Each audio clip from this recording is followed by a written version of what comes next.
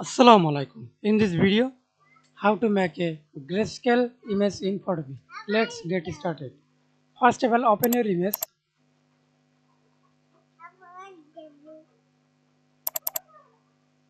Then, step 1, go to Image tab, Adjustment,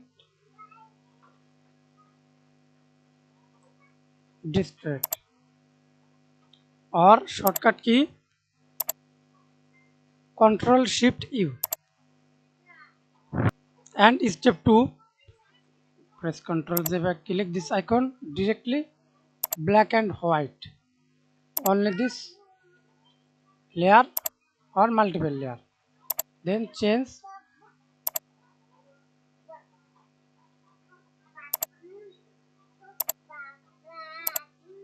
Okay. Then click File, Save or Export as JPG, PNG, select your mode, then save. That's it. Thanks for watching video. Please subscribe to my channel, like, comment, share.